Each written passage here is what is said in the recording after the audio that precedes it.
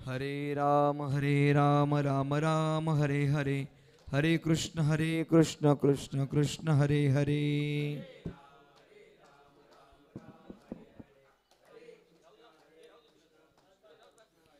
पुंडलीक वरदा हरि विठ्ठल श्री ज्ञानदेव तुकाराम पंढरीनाथ भगवान मौली ज्ञानेश्वर महाराज की जय। जगद्गुरु संत तुकाराम महाराज, पवन सूत हनुमान की जय। मंगल मूर्ति मोर सद्गुरुनाथ महाराज की जय।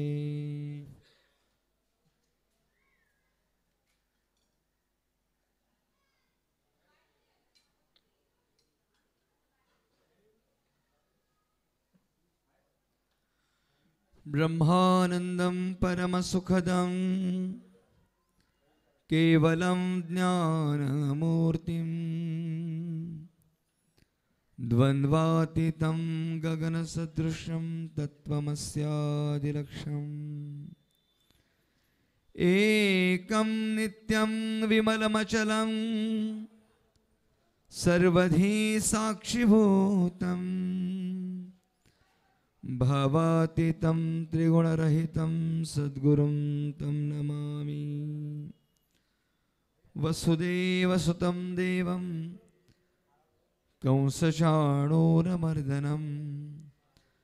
देवकी परमानन्दं कृष्णं वन्दे जगद्गुरुं। नमो विठ्ठलाराजया पाण्डुरङ्गा, नमो रुक्मिणी मावोली ज्ञानगंगा, नमो पुंडलीका नमो चंद्रभागा,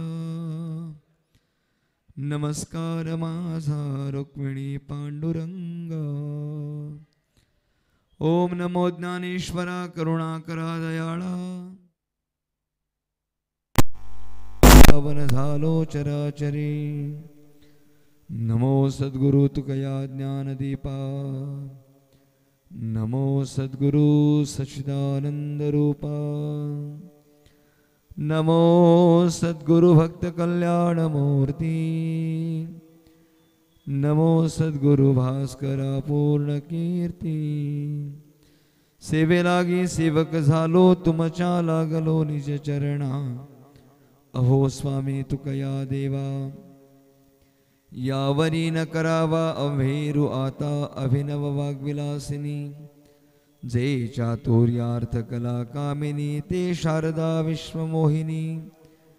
नमिली मिया जयांचे केलिया स्मरण, होय सकळ विद्यांचे अधिकरण। तेची वंदो श्री चरण श्री गुरूंचे, ते नमस्कारो नियता।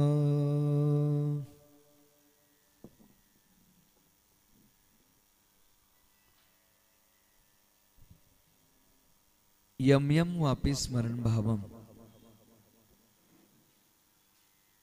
त्यजत्यन्ते कलेवरम तम तमेवैत्य कौन्तेय तदा सद्भाव भाविता। तेवी जितेनी अवसरे, जे आवडोनी जीवी उरे। तेची मरणाची फेरे फारवो लागे, आणि मरणी जया जे आठवे तो तेची गती ते पावे। म्हणून सदा स्मरावे मातेशी दुवा। अखिल गुण निधान रुक्मिणी प्राण संजीवन भगवान श्री परमात्मा, मुक्त कैवल्य तेजोनिधी विश्वसंत मौली महावैष्णव ज्ञानेश्वर भगवान, वैराग्यमूर्ती जगदोद्धारक जगद्गुरु श्री संत तुकाराम महाराज आदी सकल संतांच्या पवित्र चरणी विनम्र भावे प्रणिपात करून धर्म धन समन्वित परमार्थ परायण ज्ञानवंत बुद्धिवंत प्रज्ञावंत बहुश्रुत श्रोत्यांच्या चरणी विनम्र अभिवादन करून प्राप्त प्रसंगी प्रवचन रूपी सेवेकरता गायलेला श्लोक, गायलेली ओवी ग्रंथराज ज्ञानेश्वरी मधील 8व्या अध्यायातील 6व्या क्रमांकाची ओवी आणि हा श्लोक आहे। या ओवीच्या माध्यमातून विश्वमौली ज्ञानोबराया भगवत प्राप्तीचं अत्यंत सुलभ आणि सोपं साधन या ओवीद्वारा सांगतात. ज्ञानोबा असं म्हणतात की मरणी जया जे आठवे तो तेची गती ते पावे. आणि म्हणून तुम्ही काय करा तर म्हणून सदा स्मरावे माती शितोबा. तुम्ही मला किंवा माझं सतत स्मरण करा असं चिंतन सांगणारी ओवी या सेवेकरता गायली. आजच्या या सेवेचं प्रवृत्ती मात्र कारण आपल्या सर्वांना श्रोत आहे. वैकुंठवासी हरिभक्तीपरायण शेवंतबाई मारुती देवघरे अर्थात आईच्या उत्तर कार्याप्रित्यर्थ आपण सर्वजण या ठिकाणी उपस्थित आहोत. समस्त देवघरे परिवार आणि परिवाराच्या अनुषंगाने उपस्थित आप्तेष्ट मित्र परिवार सगळे सोयरे आपण सर्वजण या परिवाराच्या सांत्वन भेटीसाठी या ठिकाणी उपस्थित आहोत. या परिवारातून या माऊलीचं जाणं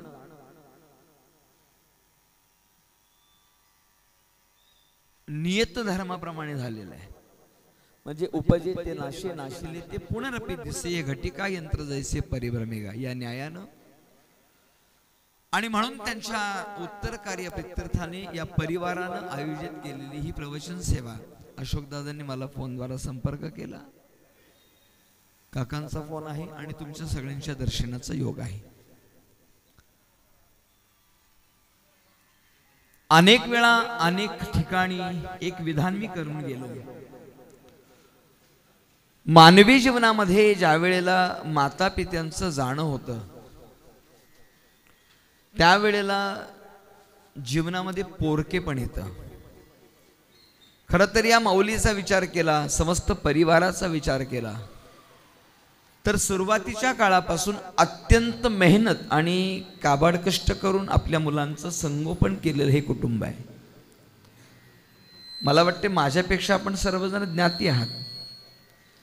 मारुती बाबांचा विचार केला तर काबाड कष्ट केले, शेती केली, जो काही धंदा त्यांच्या कर्मधर्म संयोगाने त्यांना प्राप्त झाला ते कर्म त्यांनी केलं.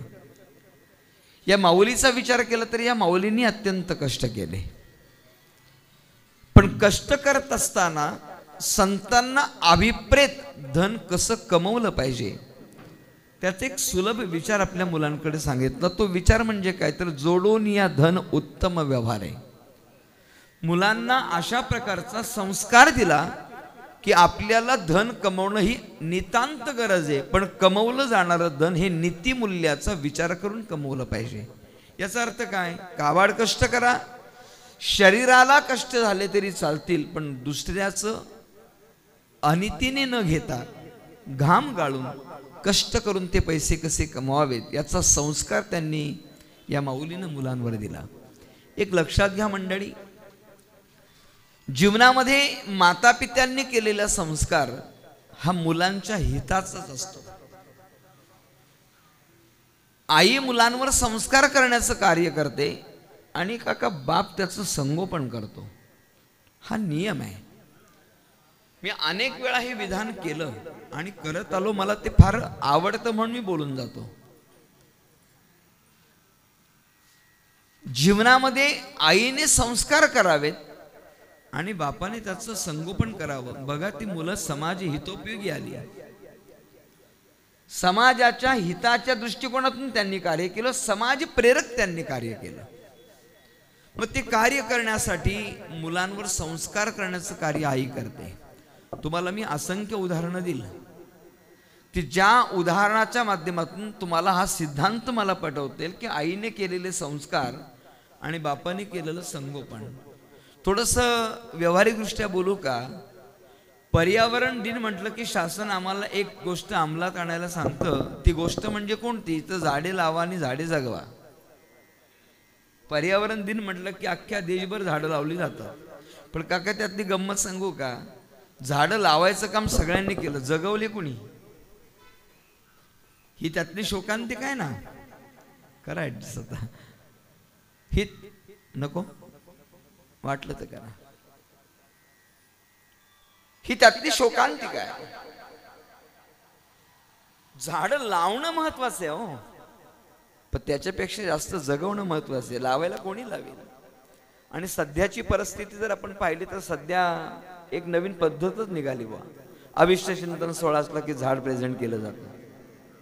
कुठलाही एखादा आनंदोत्सव साजरा करायचा असेल की झाड दिलं जातं ना. पण नवीन नवीन पद्धत. अरे झाड देणं महत्व, ते लावलं पाहिजे ना. नुसतं लावून चालत नाही, ते जगवलं पाहिजे नाही का. आपल्या महाराष्ट्रामध्ये एक अलौकिक क्रांती काही वर्षापूर्वी घडली. मी त्या कार्याचं कौतुक करतोय, कोणी काही वेगळं वाटून घेण्याचं कारण नाही. महाराष्ट्र भूषण डॉक्टर नानासाहेब धर्माधिकारी एक असं निवेदन देण्यात आलं श्री सदस्यांना, आणि सगळ्या महाराष्ट्रभर काका रस्त्याच्या दुतर्फी झाडं लावली.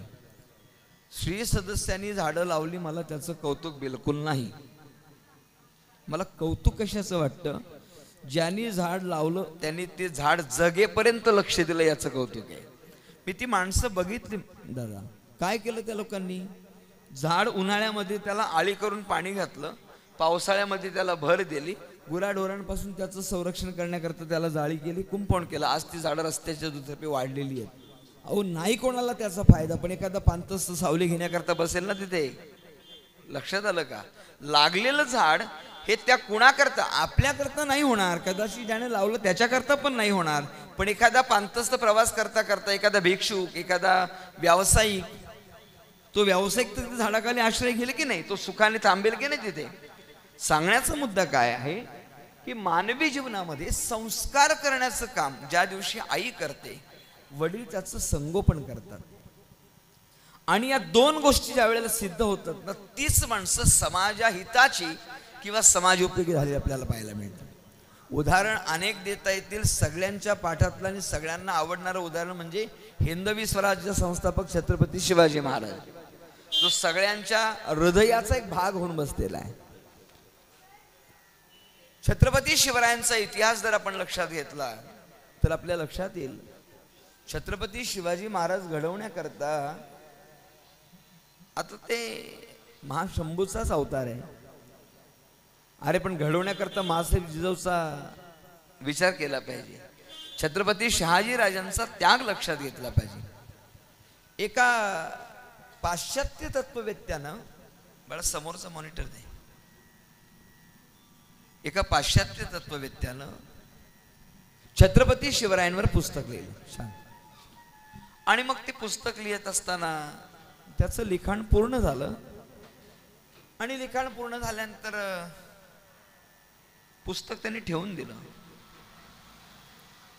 आता ते परिपूर्ण करायचं त्याला, पण त्याचा शेजारी आला आणि त्याने ते नाव वाचलं आणि विचारलं, कोण येते छत्रपती शिवाजी महाराज, हु वॉज द छत्रपती शिवाजी महाराज, कोण येते.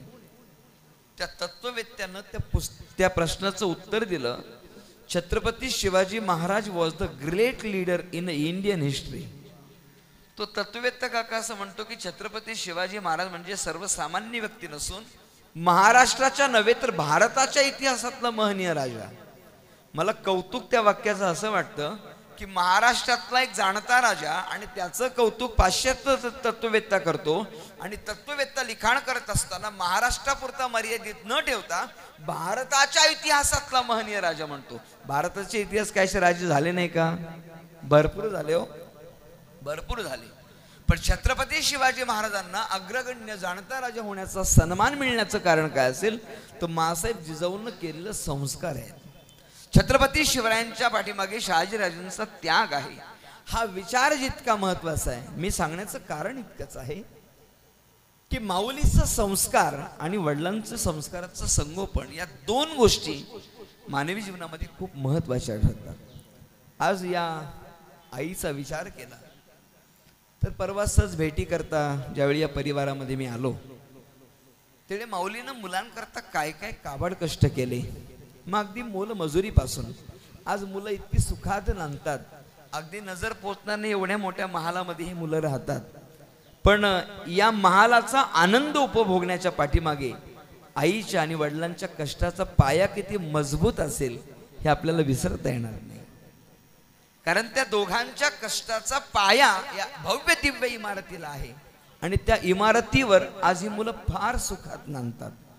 मग ही चारी भावंड आणि विचार फार चांगले. मी आल्यानंतर सगळं पाहिलं, मला कौतुक वाटलं. 4 भावांनी एका ठिकाणी एक विचारानं राहावं.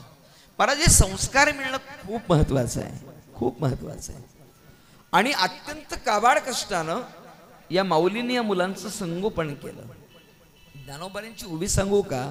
ज्ञानोबा असं म्हणतात, सकल तीर्थांची धुरी जिये का माता पितरे तया सेवेशी किर शरीरे लोण कीजे. खरं तर या माऊलीचा स्वभाव थोडासा कडक होता.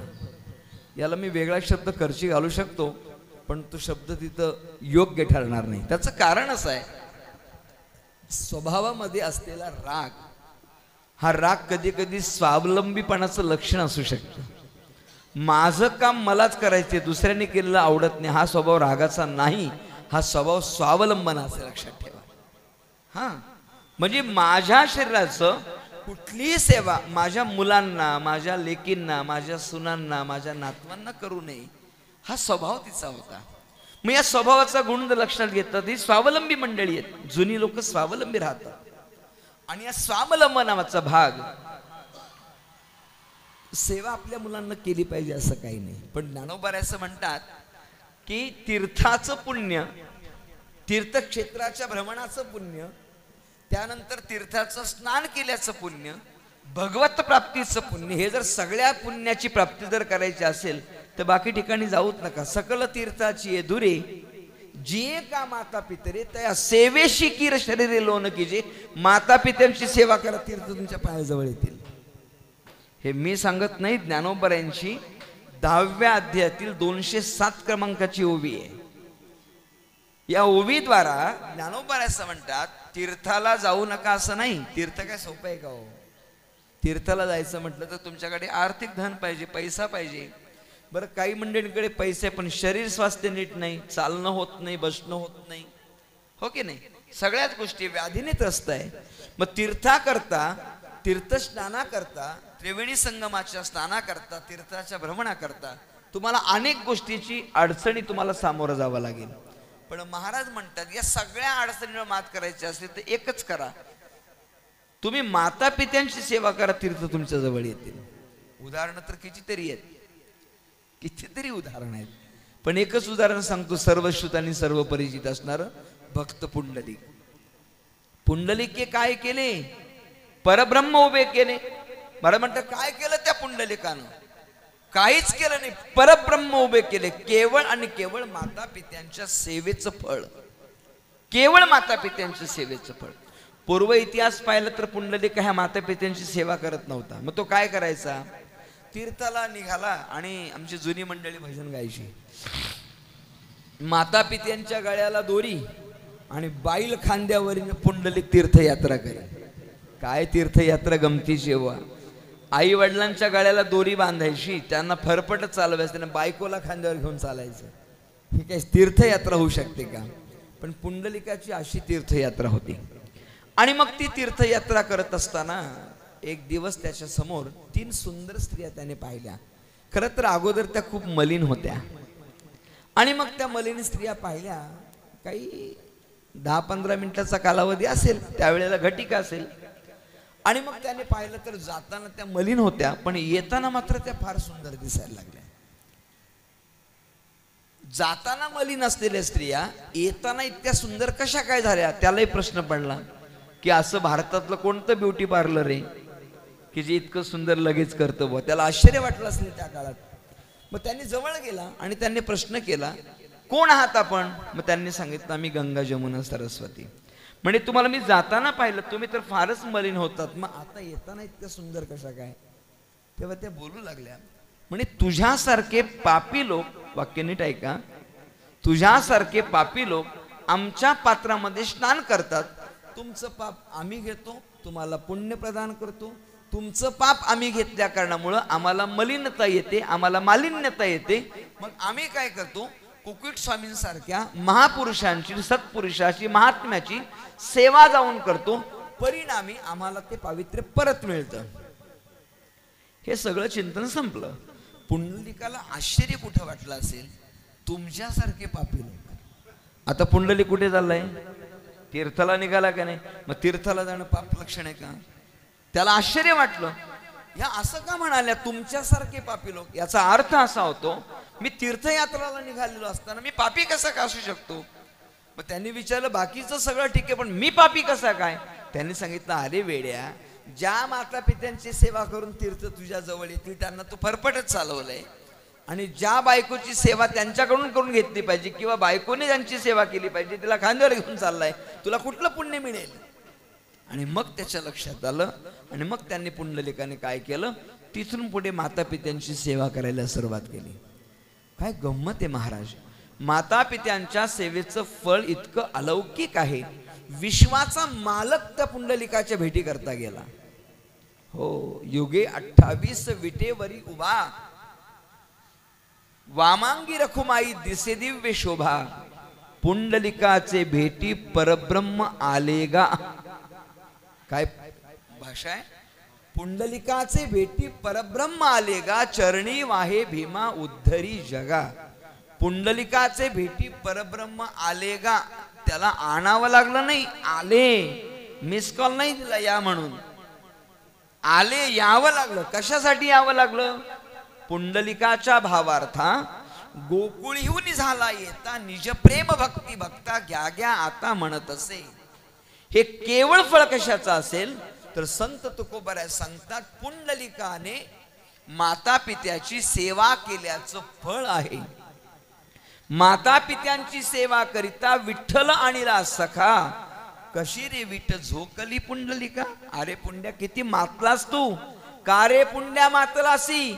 उभे मग किती किती कणखर बोलले, प्रखर बोलले तुकोबराया, किती मातलास तू, माझ्या पांडुरंगाला उभा केलास. पण एक लक्षात ठेवा, माता पित्यांच्या सेवेचं फळ त्यातून आपल्या लक्षात येतं. माता पित्यांची सेवा केल्यानंतर देवाला सुद्धा तिष्ठत उभं राहावं लागतं, एवढं सामर्थ्य त्याच्यात आहे. मग याचा अर्थ असा नाही की तुम्ही तीर्थयात्रा करू नका, तुम्ही आळंदीची पंढरपूरची पायवारी बंद करा, असा अर्थ नाही. पण लक्षात घ्या, वारीचा काळ जवळ आलाय, आणि यदा कदाचित तुमची आई तुमचे वडील आजारी असतील तर नका जाऊ वारीला, त्यांची सेवा करा, माऊली तुम्हाला भेटायला येतील, हा त्याचा अर्थ आहे. तुम्हाला वारीला जायला नाही तुमच्या क्षमता, नाही तुमचे पाय तुम्हाला साथ देत, नाही तुम्हाला चालणं होत, नाही तुम्हाला भजन करता येत, नाही तुमचं शरीर स्वास्थ्य चांगलं, नाही जाते तर नका जाऊ ना, पण माता पित्यांची सेवा घरी करा, देव तुमच्या घरी येईल. हे त्याचं फळ आहे महाराज. आणि म्हणून माता पित्यांची सेवा जीवनामध्ये का करावी? मानवी जीवनामध्ये असलेले जे महत्वाचे ऋण आहेत त्यातले पहिले ऋण भगवंताचेच आपल्यावर. दिली इंद्रिय हात पाय कान, डोळे मुख बोलाया वचन, जेणे तू जोडशी नारायण नासे जीवपण भवरोग.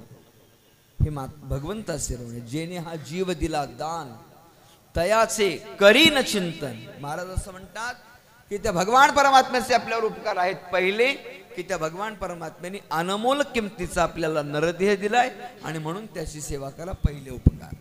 दुसरा उपकार कोणाचा असेल तर माता पित्यांचा आहे. माता पित्यांचा उपकार आहे आपल्यावर. जन्म दिला, कधी कधी मुलं म्हणतात, काय केलं आमच्यासाठी आमच्या आई वडिलांनी? जन्माला घातला, हाच फार मोठा उपकार, लक्षात घ्या. संगोपन केलं महाराज त्या माऊलीनं आपला, काय केलं माता पित्यांनी, काय नाही केलं सांगा ना. आता काळ फार बदललाय हो. पूर्वीचा काळ किती भयंकर होता. साधी घरं होती, कुडामेडीची घरं. वरती असेल एखाद्याच्या घरावर तर कौलं, नाहीतर पेंडा केबुल कसे असंच काहीतरी असायचं. यावर्षी थोडंसं पावसाचं प्रमाण जास्त झालं तर भाग गौण आहे, नाहीतर पाऊस तसा सध्या कमीच आहे. पण त्या काळात पाऊस भरपूर होता, कारण पर्जन्य रक्षण केलं होतं ना आपल्या लोकांनी, पर्यावरण संगोपन केलं, झाडं मोठी होती, मोठ्या प्रमाणात झाडं. आता वृक्षतोड जास्त प्रमाणात झाली, त्यामुळे पावसाचं प्रमाणही कमी झालं. तेव्हा पाऊस भरपूर पडायचा, आणि मग पाऊस पडायला लागला की ते घर, केंबोलीचं घर, पेंड्याचं घर गळायला लागायचं. गळायला लागलं की तेव्हा काय लादी वगैरे काही नव्हतं, हा काही प्रकारच नव्हता. तेव्हा भुया होत्या. मग भुई ओली झाली की ते हंतरून ओलं व्हायचं, आणि हंतरून ओलं झालं की आईला तो स्पर्श जाणवायचा. आईच्या लक्षात यायचं हंतरून ओलं झालंय. मग ती काय करायची, हांतरून ओलं झालं की त्या बाळाला मांडीवर घ्यायची, तासन तास बसून राहायची. थोडं हांतरून ओलं झालं की मालकाला उठवायचे, अहो ऐकलत का, पाऊस खूप पडतोय, हांतरून ओलं झाले, उठावं लागेल. रात्रभर त्या दोघांनी त्या बाळाला मांडीवर झोपवला. दोघांनी रात्रभर बसून काढली. बाळाला ना रात्रीची चाहूल, ना दिवसाची चाहूल, ना पावसाची चाहूल लागू दिली. अजून काय करायला पाहिजे? अरे तुझ्या उभं राहण्याचा सोहळा त्या बापाने केला, तुझ्या उभं राहण्याचा सोहळा त्या आईनं केला. उभं राहण्याचा सोहळा, बोबडे बोल बोलायला लागला तर त्याचा सोहळा केला त्या आईनं. आपल्याला सगळ्यांना माहितीये, नुसतं उभा राहायला लागला तर त्या कोपऱ्यात उभा करते भिंतीच्या, तो धरूनच उभा राहिला, पण त्याच्यात दोघं जण नसतात, त्याच्यामध्ये दोघे जण नसतात. अजून काय करायला हवं आई वडिलांनी? हो, आणि मी सांगू का, जगताच्या पाठीवर आई वडील जे प्रेम करतील ते कोणी करू शकत नाही. मी मागे एका प्रवचनात बोललो होतो, नाही कोण करू शकत. माता पित्यांसारखं प्रेम जगताच्या पाठीवर कोणी करू शकत नाही. ते बरीच पठ्ठे म्हणतील, महाराज खोटं बोलताय तुम्ही, म्हणतील. एखादा तर नक्कीच असेल. तुम्हाला काय माहिती माझ्या पत्नीचं माझ्यावर किती प्रेम आहे? तुम्हाला नाही माहिती. माझी बायको, मी घरी आल्याशिवाय जेवत नाही, नसल जेवत. माझी बायको माझ्या प्रपंचाच्या सगळ्या सुख दुःखात मला सोबत आहे. तुम्हाला काय माहिती माझ्या बायकोचं प्रेम? हो, चुकीचं बोलताय तुम्ही. असेल ना, 100त एकाची बायको असेल की ती खरंच प्रेम करत असेल, 100त एखादी. तरी पण काका मी स्पष्टपणे आणि जाहीरपणे सांगतो, तरी पण 100त एखादी असली तरी सुद्धा आईसारखं प्रेम करू शकत नाही. तरी पण सांगतो. आता तुम्ही म्हणाला महाराज एवढं जाहीरपणे सांगता, थोडंसं पटवून द्या की आम्हाला. देतो की पटवून, लगेच पटवतो इथे, आणि तुम्हाला पटेल पण. काय पटवून द्यायचंय? सोपं सांगतो. दत्तू बाबा, तुमच्या काळात ज्यावेळी तुमचं लग्न झालं, कदाचित तुम्ही तुमच्या पत्नीला बघायला गेला नसाल असं मला वाटतं. हो, तुमच्या काळात, हो की नाही? बरोबर आहे ना? म्हणजे तुमचा काळ जर लक्षात घेतला तर तुमच्या काळामध्ये किंवा तुमच्या समकाळामध्ये मुलीला पाहण्याचा अधिकार ना मुलाला होता, आणि मुलाला पाहण्याचा अधिकार ना मुलीला होता. तेव्हा घरातली प्रतिष्ठित माणसं जायची दादा, 4-5 लोक जायची प्रतिष्ठित, आणि ती मुलगी बघायची, आणि आपल्या मुलाला जमेल काही, आपल्या मुलात घरातली नांदेल काही, सगळं बघायचे, आणि मग होकार द्यायचे, जेव्हा जमेल आमची ही मुलगी, आमच्या मुलासाठी जमेल. मग मुलाकडची काही माणसं गेली की मुलीकडची यायची, त्या मुलाला बघायचे, हा मुलगा आपल्या मुलीला जमेल का, असं बघायचे, आणि वाटायचं व योग्य मुलगा. असं वाटल्यानंतर मग लग्न जमायचं. आणि त्या काळात ते मंगलाष्टक बरं होतं. दृष्टादुष्ट वधू करिता दोघे करावी उभी, तेव्हा बरं होतं ते. आता काळ बदलला. मग पुढे काळ बदलल्यानंतर काला येत असं, मग काय बदल झाला? मग काही वर्षानंतर फोटो पाठवायची पद्धत झाली. तुमच्या लक्षात असेल, हे काय फार मी पुरातन काळातलं सांगत नाही, आमच्या काळातलं सांगतोय. आणि मग ते फोटो पाठवायची पद्धत झाली, आणि तो फोटो पाठवला. मग तो फोटो बघून झाला की मग जमायचं लग्न. नंतर परत पद्धत बदलली, घरातली 4 प्रतिष्ठित माणसं जायची, एक तरुण मुलगा जायचं ज्याचं लग्न जमायचंय. आता काळ परत बदलला, आता 4 नाही 5च्या 5 मुलंच जातात. त्या बिचारीला प्रश्न पडतो, यातला नक्की कोणता मला बघायला आलाय, हा तिला प्रश्न पडतो. आता अजून पुढे जमाना बदलला, 21व्या शतकापासून पुढे वाटचाल करत असल्यामुळे तंत्रज्ञान प्रगल्भ झालं, विज्ञान प्रगल्भ झालं. आता मुलगा मुलीला पाहायला जात नाही ना, मुलीकडची माणसं मुलाला बघायला जात नाही. आता व्हॉट्सअपवर एखादा फोटो पाठवला जातो आणि मग लग्नाची पसंती होते, सगळ्यांना माहिती. आता जर लग्न जमायचं झालं तर काय काय पाहिलं जातं? पहिला फोटो पाठवला जातो, त्यानंतर जन्मपत्रिका पाहिली जाते, मुलगा कामाला कुठं आहे ते पाहिलं जातं, मुलाचा पगार किती आहे ते पाहिलं जातं, मुलाच्या घरात माणसं किती आहेत ते पाहिलं जातं. ननंद दीर नसेल तर फारच चांगलं, आणि सासू सासरा नसेल तर त्याच्यापेक्षा चांगलं. थोडासा हा विचार आपण आपल्या बाबतीत का नाही करत हो कधी? प्रत्येक सुनेला असं वाटतं की माझ्या घरात, म्हणजे सगळ्यांच्या बाबतीत नाही, थोडा काळ बदलला महाराज, आता फार चांगला काळ आहे. सासू सासऱ्यांसाठी एवढा काळ वाईट राहिलेला नाही, मला जाणीव आहे. चुकून एखादं, पण काय होतं, एखाद्या मुलीच्या वागण्यामुळे 100-99 मुली बदनाम केल्या जातात. पण असा काळ नाही राहिला, आता काळ बदलला. आता मुली पण चांगलं संगोपन करतात. पण मला वाटतं हा विचार केला पाहिजे, आपण आपल्या सासू सासऱ्यांचा छळ करतो, तोच छळ आपल्या वहिनीने केला तर, आपली वहिनी तर आपल्या आई वडिलांशी असंच वागली तर किती कष्ट होतात, किती दुःख होतात. गंमत आहे की नाही? काय माणसाचा व्यवहारच मला अजून कळला नाही. एखादा मुलगा जर मुलीचं लग्न झालं आणि तो मुलगा म्हणजे त्या सासूचा जावई जर मुलीच्या मताप्रमाणे वागणारा भेटला का अख्ख्या गावभर पेढे वाटते. आमचा जावई देव माणूस आहे. देव माणूस कसा का देव माणूस? अगं सगळं आमच्या ठकीचा ऐकतो. ठकी म्हटली बस का बसतो. ठकी म्हणजे मुलगी हो. ती म्हटली बस की बसतो. ती म्हटली सासू वडेल चल कसं तो 5 दिवस राहतो. गणपती त्याच्या पण घरी असतो, पण हा इथंच येऊन राहतो. एवढा चांगला माणूस भेटला ना, देव माणूस भेटला.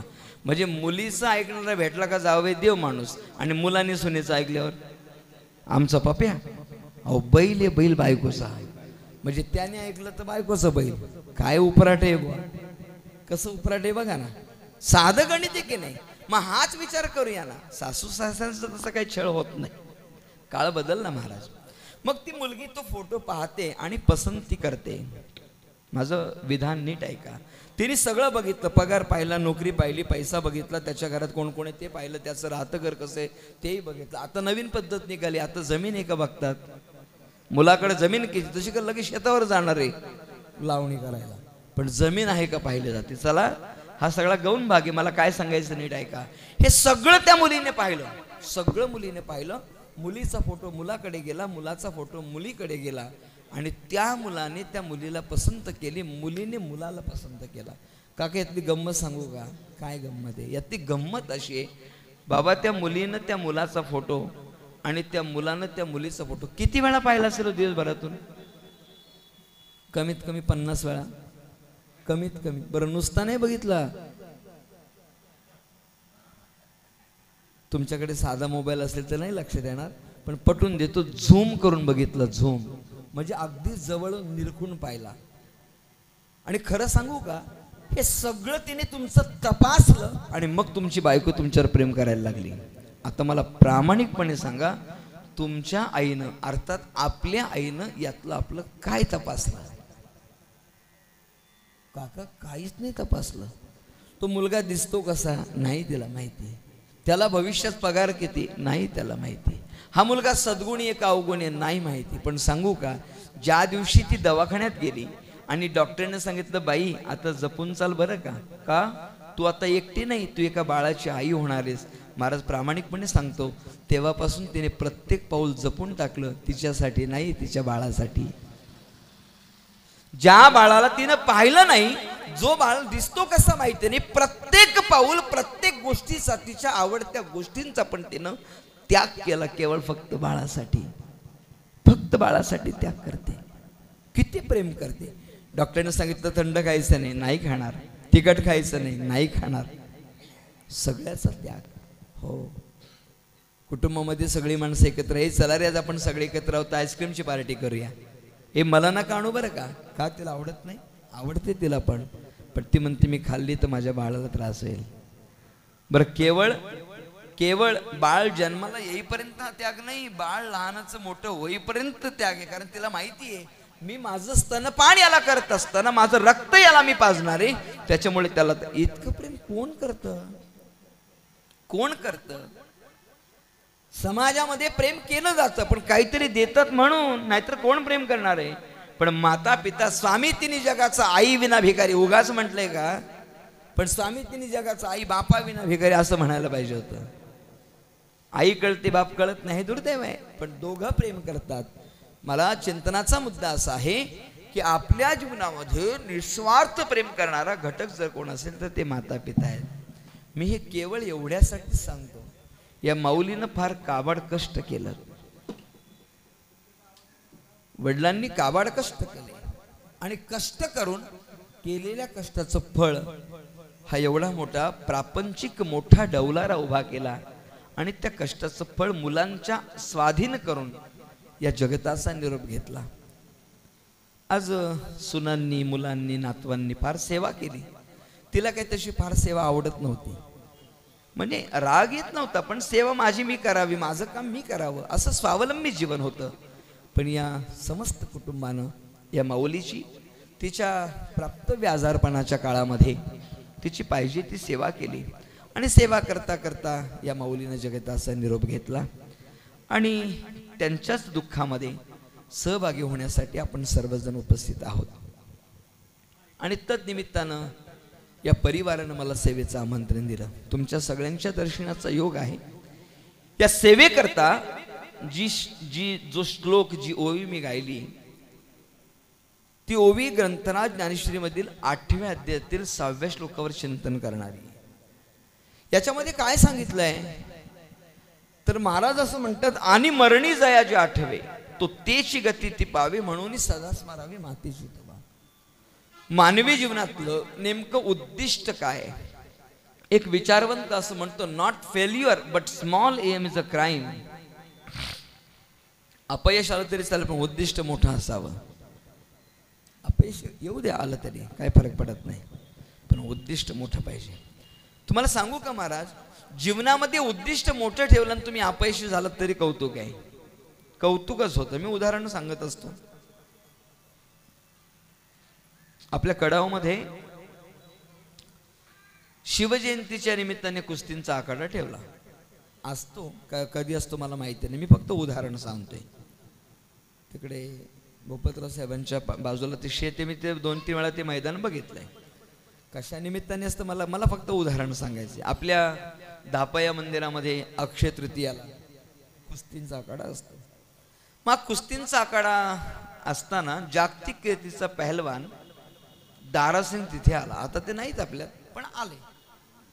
आणि मग आल्यानंतर त्यांना आमंत्रित केलं. दारासिंग आले आणि मग आयोजकांनी सांगितलं, पहिली मानाची कुस्ती दारासिंगची झाली पाहिजे, असं त्यांनी अनाऊन्स केलं. आता पाहुणा कलाकार आहे, त्यालाही त्यांचं आयोजकांचं ऐकावं लागलं. दारासिंग आपल्या कुस्तीच्या पोशाखात उतरले ग्राउंडमध्ये. पण आता दारासिंग सोबत बाळूबाबा कुस्ती कोण खेळणार? तो जागतिक कीर्तीचा पैलवान आणि आपल्या इथे स्थानिक पातळीवरचे पैलवान. मला पण आमंत्रण दिलं होतं आयोजकांनी, मी पण आलो होतो. आणि मग दोघे आम्ही खुर्चीवर बसलो होतो. कुस्तीचा अनाउन्समेंट झाली, दारासिंग उतरले आणि मग तो कुस्तीचा आता कोणीच येत नाही. पंचांनी दारासिंगचा हात वरती केलाय, पण कुस्ती कोण खेळणार त्यांच्या बरोबर? आता दारासिंग तसंच जातील, त्याला बिनजोड म्हणतात ना काहीतरी.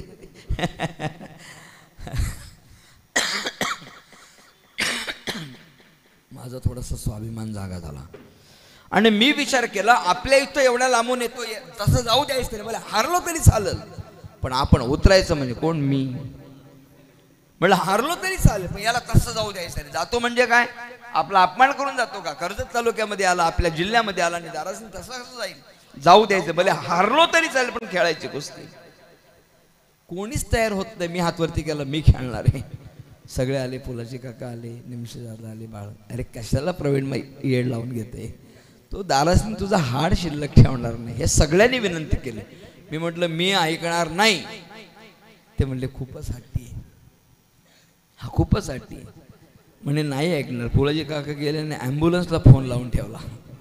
गाडी अगोदरच मागून ठेवली. त्यांना माहीत होतं हा काय जिंकू शकत नाही, त्यांना माहिती होतं हे सगळं. मी उतरलो. पंचांनी पण सांगितलं. पंच म्हणले, महाराज हे काय काकडा म्हणणं आहे का? हे काय हरिपाठ करणे? कशाला उगत नाट करते? आले पावली परत जा बरं. मी म्हटलं नाही जाणार, हारलो तरी चालेल, कुस्ती खेळायची म्हणजे खेळायची. दोघांनी हात मिळवणी केली आणि कुस्ती करता पंचांनी आवाज दिला, विसल मारली, जे व्हायचं ते झालं. दारासिंग बरोबर कुस्ती खेळताना असा उचलला आणि जो आपटलाय मला, पहिल्याच धावात चितपट. हारलो मी कुस्ती, काहीच नाही शिल्लक राहिला, हारलोच. सगळ्यांनी दारासिंग करता टाळ्या वाजवल्या, सगळ्यांनी कौतुक केलं दारासिंगचं आणि सगळेजण मला नाव ठेवू लागले. काय मूर्ख माणूस आहे, ऐकलं नाही. सांगत होतो तो कुठे, तू कुठे, तुला खेळाचे नियम माहीत नाही, तब्येत चांगली नाही, व्यायाम माहीत नाही, काही माहीत नाही, हे काय कशा करता हट्ट करायचं? सगळे नाव ठेवत होते. पण आमचे बाळूबाबा तिथे गेले आणि त्यांनी माईक घेतला आणि ते बोलायला लागले, अरे काय सगळे प्रवीणला नाव ठेवताय, मूर्ख आहात तुम्ही सगळेजण. प्रवीणचं कौतुक करा, कारण दारासिंग सोबत कुस्ती खेळणं काही सोपी गोष्ट नव्हती. पण प्रवीणची डेअरिंग बघा काय. आणि मग सगळी लोक टाळ्या वाजू लागली. का? लक्षात येते का तुमच्या? मी अपयशी होणार होते तुम्हाला सगळ्यांना माहिती आहे, पण मी अपयशामध्ये सुद्धा एक माणूस ज्यावेळी माझं कौतुक करतो, मी हारल्याचं होऊ दे हारू दे, पण दारासिंग सोबत कुस्ती खेळणं का एवढी सोपी गोष्ट होती का? पण मोठ्या उद्दिष्टामध्ये अपयशी झाला तरी पण तुमचं कौतुक होतं, हा सिद्धांत आहे. मानवी जीवनामध्ये आपल्याला उद्दिष्ट ठरवण्याचा अधिकार नाही, आपल्याला अधिकार नाही. कारण का? आपण जन्माला येण्या अगोदर आपलं उद्दिष्ट ठरलंय. म्हणजे पारमार्थिक सिद्धांत सांगतो, व्यावहारिक उद्दिष्ट कोणाचं वेगळं असेल. कोणी म्हणेल माझा मुलगा डॉक्टर करणार तेवढं झालं का मी मोकळा, कोणी म्हणेल माझ्या मुलांची लग्न झाली म्हणजे मी मोकळा, कोणी म्हणेल घर बांधून झालं म्हणून. नाही नाही नाही, ते वेगळे आहे, ते नाही. पण व्यावहारिकदृष्ट्या विचार करण्याऐवजी पारमार्थिकदृष्ट्या जर विचार केला तर संत महात्मे सांगतात, आपुला तो एक देव करून घ्यावा आणि तेने विन जीवा सुख हे प्रमुख उद्दिष्ट आहे. बरं, हे काय आपल्याला इथं आल्यानंतर ठरवायचं नाही, त्या अगोदरच ठरलंय. आईच्या उदरामध्ये 9 महिने 9 दिवस आपण ज्यावेळी होतो ना, तेव्हा त्या विटाळामध्ये, त्या दुर्गंधीमध्ये आपण कंटाळलो आणि भगवंताला प्रार्थना केली, हे जगत त्या एक वेळ करी या दुःखा वेगळे, या दुःखातून बाहेर काढ मला, या दुःखातून बाहेर काढ, दुरितांचे दाळे उगवणी. भगवंत म्हणले काढीन बाहेर, पण तू काय करशील? आणि मग त्याने वचन दिलं, 8वीन पाय हा माझा नवस आणि रात्र आणि दिवसचा पांडुरंग, मी तुझं भजन करेल. आता ठरलंय का आपलं? हा, आपलं ठरलेलं आहे. मग महाराज म्हणतात, हे जर ठरलेलं असेल तर आपल्या जीवनामध्ये प्राप्तव्य काय करावं ते आपल्याला ठरवायचा अधिकार नाही. आणि म्हणून मग ते प्राप्तव्य जर ठरलेलं असेल, मग काय केलं पाहिजे? तर महाराज असं म्हणतात, कोणतेही साध्य हे साधनाशिवाय प्राप्त होत नाही, मग ते साधन केलं पाहिजे. आता मी तुमच्या समोर प्रवचन करतोय, हे प्रवचन काय मला उपजत प्राप्त झालेलं नाही, मी कोणाकडे तरी अध्ययन केलं आणि आज त्याचं वाचन करतोय, त्याच्यामुळेच हे सगळं घडतंय. परवा दिवशी एक जण मला भेटायला आलं होतं घरी, आणि घरी आल्यानंतर एक अभ्यासाची खोली आहे, छोटी खोली, त्या खोलीमध्ये त्यांनी पुस्तकं सगळी बघितली आणि तो मला बोलू लागला, म्हणे महाराज एवढी पुस्तकं? म्हणे हो. म्हणे एवढी वाचली? म्हणलं हो, एवढी वाचली. बोललो ही नाही वाचली तर मी वाचूच शकत नाही, ही जर वाचली तर मी वाचणार आहे ना, वाचाल तर वाचाल, आणि ही वाचली तर मी वाचते ना, माझा निभाव लागूच शकत. ही मला वाचणंच आहे. लक्षात येतं का मला काय सांगायचंय? मला प्रवचन करायचे, मला कीर्तन करायचे, पण ते करण्याकरता साधन म्हणजे ज्ञानेश्वरी आहेच ना, मला घ्यावं लागेल. ते साधनाशिवाय साध्याची प्राप्ती होत नाही, हा अबाधित सिद्धांत आहे. तसं भगवत प्राप्ती हे जर साध्य असेल तर काय केलं पाहिजे? तर भगवंत परमात्मा सांगतात, सोपा मार्ग आहे, काही नाही. अंतकालेच मामेव स्मरण मुक्त्वा कलेवरम ये प्रयाती समद्भावम याती नास्त्यत्र संशया. अंतकाळाच्या वेळेला माझं स्मरण केलं पाहिजे. आता किती सोपं सांगितलं, किती सोपं भगवंताने सांगितलंय, आपण नाही. भगवान परमात्मा सांगतात, अंतकालेच मामेव स्मरण मुक्त्वा कलेवरम ये प्रयाती समद्भावम याती नास्त्यत्र संशय. म्हणजे सोपा मार्ग, अंतकाळाच्या वेळेला भगवान परमात्म्याचं स्मरण झालं की मग आपल्याला भगवत प्राप्ती होते. मग आज निश्चय करा, सप्ताह बंद. कशाला करायचा? लाखो रुपये खर्च करतो की नाही आपण, कशाला? भगवत प्राप्ती करता करतो की नाही आपण? सप्ताह कशा करताय? भगवत प्राप्ती करता. काकडा कशा करताय? भगवत प्राप्ती करता. भजन कशा करता? भगवत प्राप्ती करता. वारी कशा करता? भगवत प्राप्ती करता. नामसाधना कशा करता? भगवत प्राप्ती करता. ती तर शेवटच्या क्षणाला पण होणार आहे. मग आतापासून खटाटोप कशाला? आता मस्त आनंद घेऊया. बंद करायचं सगळं, चालेल ना? आता ऐका, ते बंद नाही करायचं. का नाही करायचं? ते जर केलं तर अंतकाळी येईल. ते जर आत्तापासून केलं ना तर शेवटी कुठून येणार तुम्हाला? ते येणारच नाही. सोपं सांगू का? ज्ञानोबांची भाषा सांगतो, आणि जागता जवाशिजे तव जेने भावना भावीजे तव डोळा लागत खेव देखीजे त्याची स्वप्नी. मराठीतली म्हण सांगू का? मनी वशे दे स्वप्नी देशी. ज्ञानोबा सांगतात, जागत असताना केलेलं कर्म तुम्हाला स्वप्नात प्रसिद्धीला येतं. जागताना केलेलं कर्म. पूर्वी लोक म्हणायची, एखाद्या बसचा कंडक्टर असतात, पूर्वी, आता नाही, आता ती मशीन आली, ऑटो मशीन. पूर्वी ते पंच असायचं तिकीट, मग तो तिकीट काढणारा कंडक्टर आहे तो रात्री पण तिकीट फाडायचा, उतरा उतरा चला चला बसा बटाबट. तो रात्री आवाज द्यायचा का? त्याने दिवसभर तेच काम केलंय ना, दिवसभर त्यांनी तेच काम केलंय. एखादा भजनी मो असलं तर रात्री अभंगच बरलायचा, घरच्यांना वाटायचं वेळ लागले का, पण त्याने आयुष्यभर तेच केलं ना महाराज, त्याला त्याचं वेळ लागायचं. मी कर्जुले हरेश्वरला कीर्तनासाठी गेलो होतो, डिंबे धरणाच्या जवळ. कर्जुले हरेश्वर म्हणजे कर्जुलेकर महाराजांनी कीर्तन दिलं होतं, आणि तिथे कीर्तनाला गेलो आणि 5 दिवस कीर्तनाला गायन करण्यासाठी थांबलो. 1 दिवसाचं कीर्तन आणि 7 दिवस तिथे गायक म्हणून मी थांबलो. आणि मग थांबल्यानंतर आम्ही दुपारी एका टेकडीवर मंदिर होतं, छान मंदिर, खूप चांगलं, डिंबे धरणाच्या बाजूला, ते डिंबे गावच आहे तिथे. आणि मग आम्ही दुपारी जेवण झालं की तिथं झोपायला जायचो. थोडासा देशस्थ भागाचा विचार केला तर त्यांच्या तरुण मी काका एकटाच होतो, बाकी सगळी वयस्कर मंडळी, तिथे मी एकटाच तरुण. माझे फार कौतुक करायचे, लाड करायची ती मंडळी, फार प्रेमळ होती. आम्ही तिथे गेलो की दुपारी झोपायचो, आमच्यासोबत घरातली गावातली मंडळी पण झोपायला यायची. मग आम्ही तिथे झोपायचो, ज्याची झोप झाली तो उठून बसायचा, गप्पा मारायचे, छान झोप, पंख्याची पण गरज नाही, इतकी चांगली झोप लागायची. एक दिवस झोपलेलो असताना त्या गावातला माणूस झोपला होता आणि तो सारखं झोपेत असं करायचं, सारखं सारखं असंच करायचं. आता सगळी माणसं परमार्थिक होती की नाही, त्यामुळे गप्पा त्याच. शेतकरी माणसं एकत्र भेटले की शेतीच्या गप्पा, राजकीय क्षेत्रातली माणसं राजकीय गप्पा, शैक्षणिक गप्पा, कीर्तनकार कीर्तनाच्या गप्पा, प्रापंचिक महिला भेटल्या की प्रपंचाच्या गप्पा, दुसरं काय, तोच विषय. आता ती माणसं सगळी तशी असल्यामुळे आणि विषय परमार्थिक असल्यामुळं त्यातले एक वयस्कर आजोबा बोलले, बघा याला म्हणतात परमार्थ, जो झोपेत सुद्धा चिपळ्या वाजवतोय, याचा अर्थ भगवान परमात्म्याचं भजन त्याचं आत्ता पण चालू आहे, याला म्हणतात परमार्थ. असा परमार्थ अंगात भिडला पाहिजे. आता त्याचं कौतुक होतं की नाही, पण सगळ्यांचंच कौतुक शेजाऱ्याला थोडंच खपून घेतोय. त्याचा शेजारी आमचं बसलं, त्याला नाही पटलं, ते पटलं नाही म्हणण्यापेक्षा त्याने वस्तुस्थितीचं वर्णन केलं. तो कसलं बाबा चिंतन आणि कसल्या चिपळ्या वाजले 3:30, त्याची म्हशी पाजायची वेळ झाली असेल, त्याला उठवा आणि पाठवा, त्याची म्हशी पाजायची वेळ झाली. माझा दृष्टांत संपला. साधी गंमत सांगतो. व्यावहारिक दृष्टिकोनातून दुग्ध व्यवसाय करणारा एखादा व्यावसायिक म्हशी पाजायचा त्याचा जर दिनरजनी व्यवसाय असेल तर झोपेत त्याचे अंगठे, त्याचे हात त्याचप्रमाणे कृती करत असतील तर आपण आयुष्यभर केलेला परमार्थ मृत्यू नावाच्या झोपेच्या वेळेला त्याचं स्मरण का करून देणार नाही, का करून देणार नाही? अरे आयुष्यभर कर्म करणं म्हणजे दिवस आणि मृत्यू म्हणजे झोप. सरळ व्यवहार आहे. दिवसभरात केलेलं कर्म स्वप्नात जसं प्रचितीला यावं तसं भगवान परमात्म्याचं नामस्मरण आयुष्यभर केलं की ते स्वप्नात प्रचितीला येतं. महाराज असं म्हणतात, आणि मरणी जयाजे आठवे. मग त्याकरता काय करा, ते विजितेनी अवसरे जीवी आवडोनी उरे, तेची मरणाची फेरी फारावं लागे.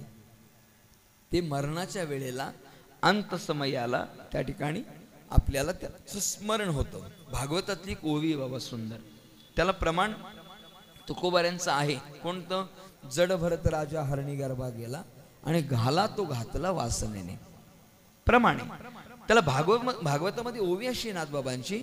नाथबाबा असं म्हणतात, बघा हा जडभरत राजा तसं तपस्वी, तप करण्या पहिला राज्यकारभार चालत होता, पण वैराग्य उत्पन्न झालं, गेला अरण्यामध्ये तप करू लागला. तप करता करता एक हरणीचं पाडस, हरण तिथे आलं. गर्भीण हरणीने वाघाची डरकाळी ऐकली, श्वापदाची डरकाळी ऐकली, हरणीचा गर्भपात झाला, हरणीचं पाडस तिथंच राहिलं. आता राजा होता, त्यांनी संगोपन केलं. आता संगोपन केल्यानंतर त्याच्याबद्दल प्रेम उत्पन्न झालं आणि एक दिवस परिणाम असा झाला, स्मरण करता करता हरणीच्या पाडसाचं स्मरण केलं आणि राजा मेला. परिणामी तपस्वी असलेला राजा, त्याला हरणीच्या पाडसाच्या गर्भाला जावं लागलं, हरणी गर्भा गेला.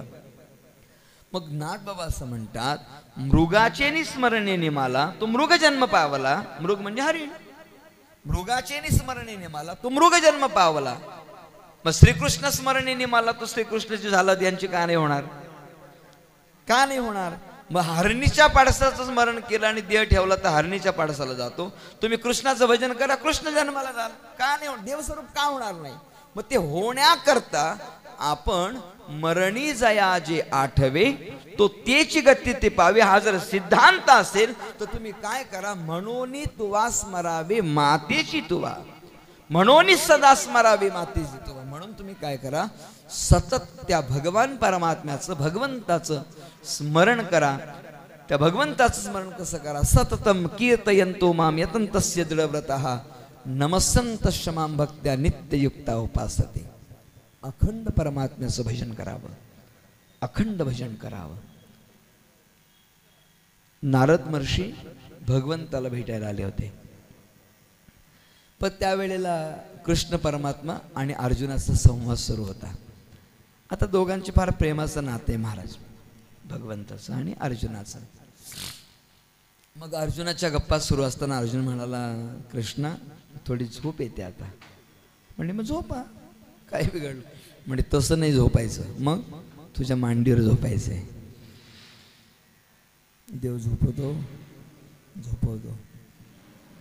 देवाच्या मांडीवर कृष्णाने झोपावं आणि देवाने त्याचे केस कुरवळावेत. काय आनंद असेल, किती आनंद असेल. याच्यापेक्षा आनंद कोणता आहे. हो, पूर्वी तुम्हाला आठवत असेल त्या अंगणामध्ये बाज असायची, त्या बाजूवर बाप झोपलेला असायचा, त्यांना मांडीवर डोकं टेकून मुलगा पडलेला असायचा.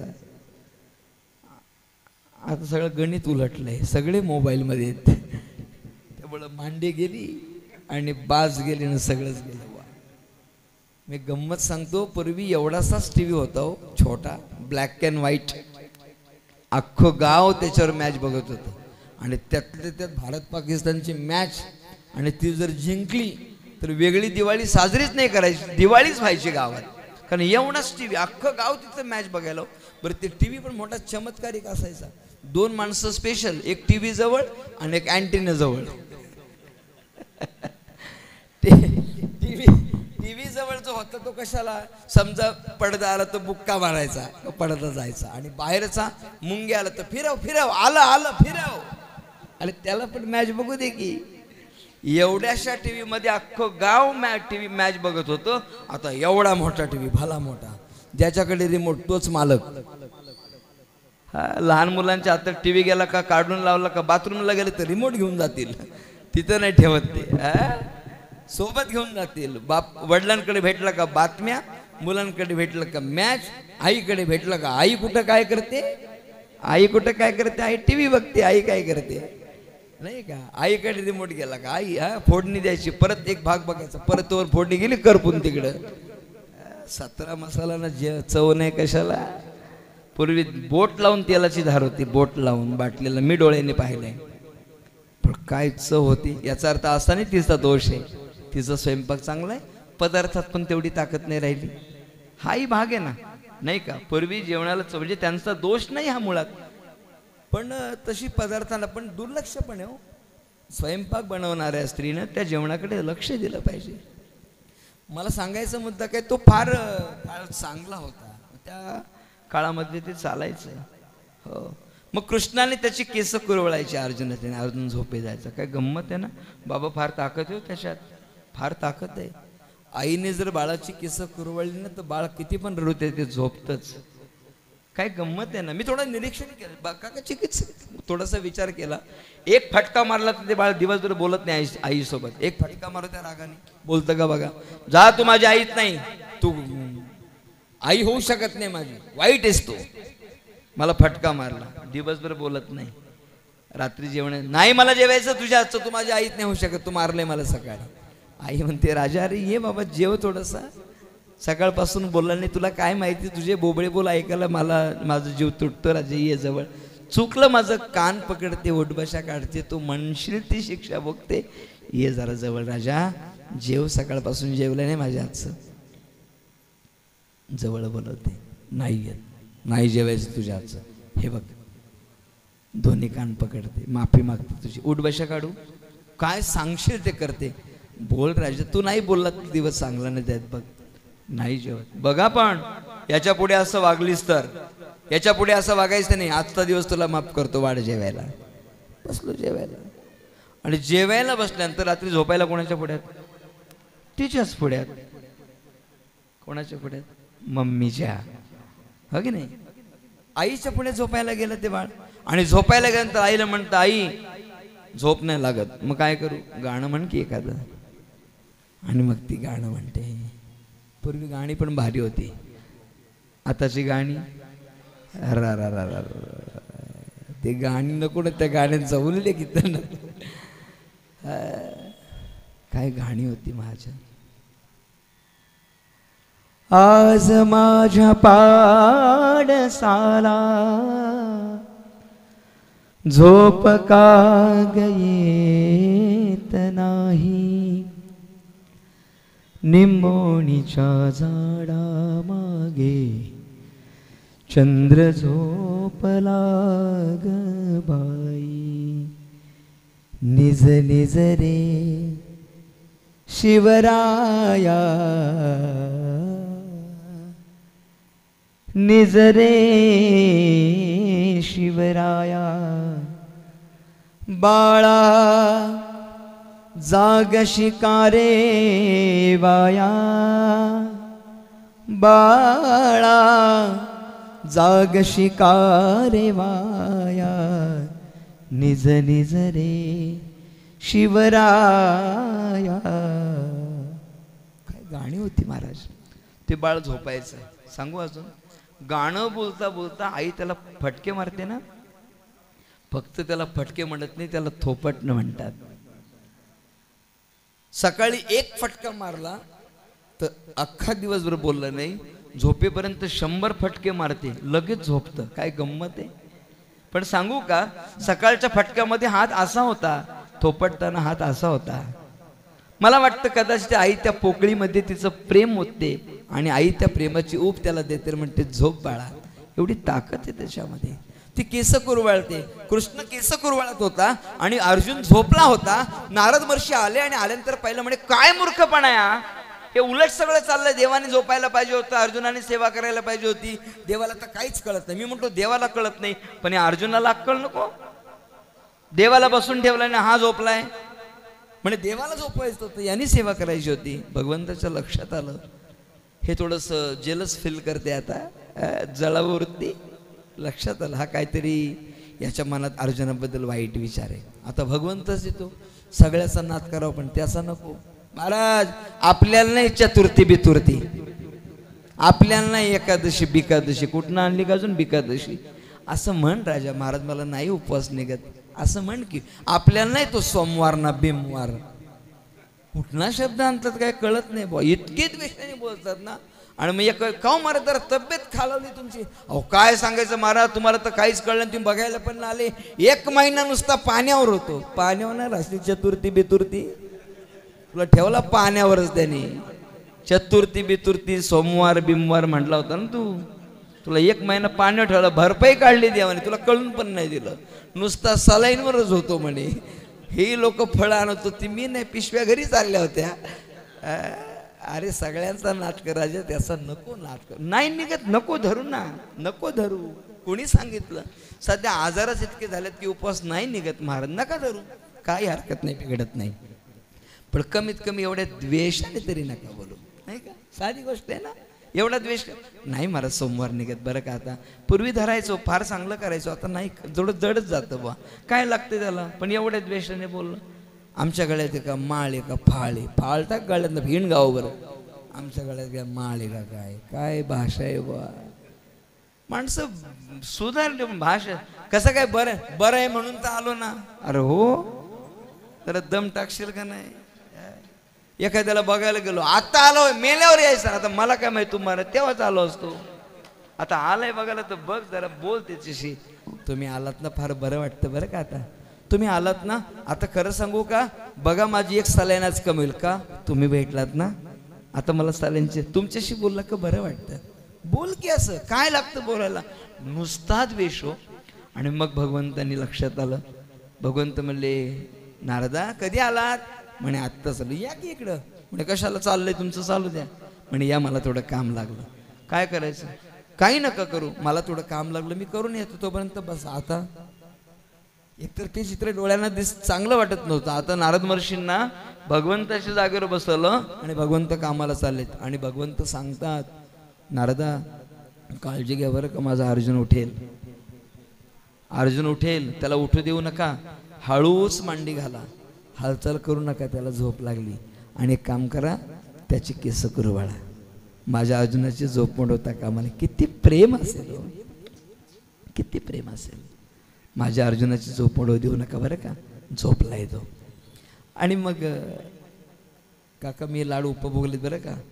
बाबा खंडागळे बाबांकडे होतो ना, आज नाहीत बाबा इथे, पण शिबिरात लहान लहान मुलं होती ना, मी 8 वाजता उठायचो आणि मुलं 6ला उठायची. बाबा म्हणायचे प्रवीणला झोपू दे.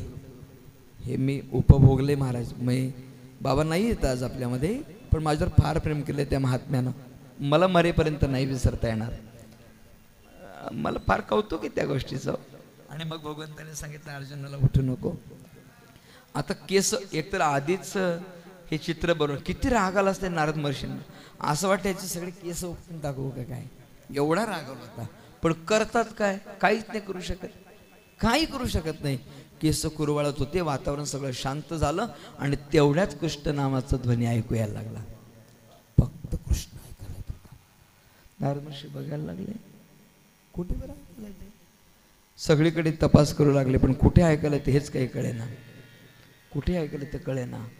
आणि फक्त कृष्ण कृष्णा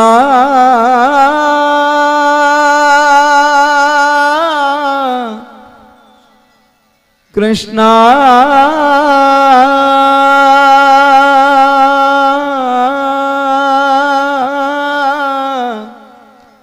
हरे कृष्णा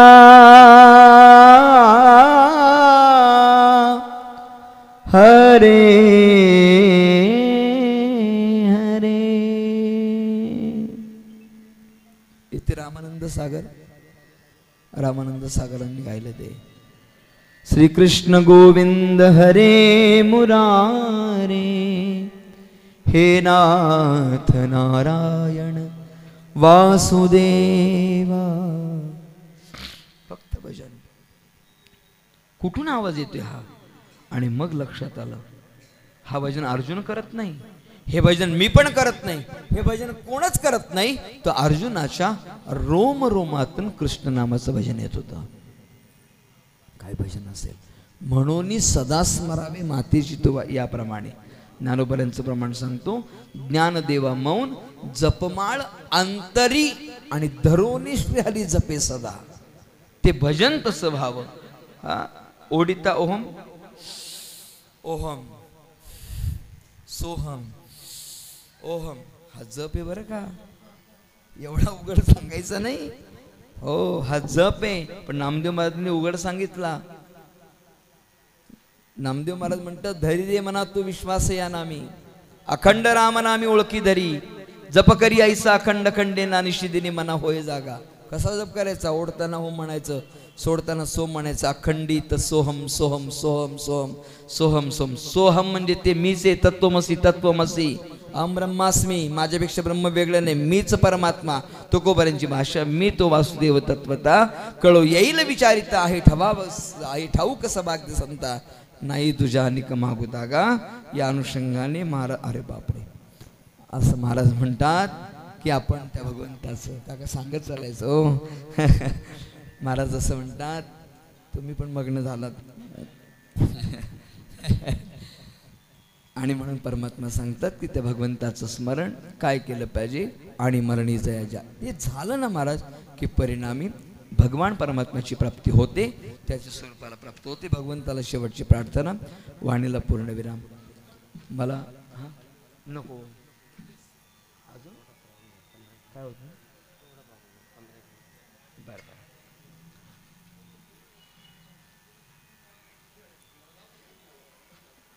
मला इथून शाळेत जायचं होतं. 2-3 दिवस झाले रोज उशिराच आहे. आज म्हटलं वेळेत जाईन, पण थोडासा काहीतरी विलंब लागतोय. एक 5-10 मिनिटाची सेवा वाढवायची. तुमची हरकत नाही ना. पर्याय नाही. एक 5-10 मिनिटं सेवा वाढवतो. खरं तर माझीच घाई होती. मी काकांना पहिलं सांगितलं 10 ते 11 दादा बोललो होतो, कारण शाळेत इथून निघायचं आहे. ठीक आहे, 5-10 मिनिटं वाढवतो आणि मग सेवा थांबवतो. चिंतन असं आहे, भगवंताचं स्मरण व्हावं अखंड. आपण परमात्म्याला प्रार्थना केली पाहिजे. एकच प्रार्थना करायची. काय करायची. इतना तो करना स्वामी,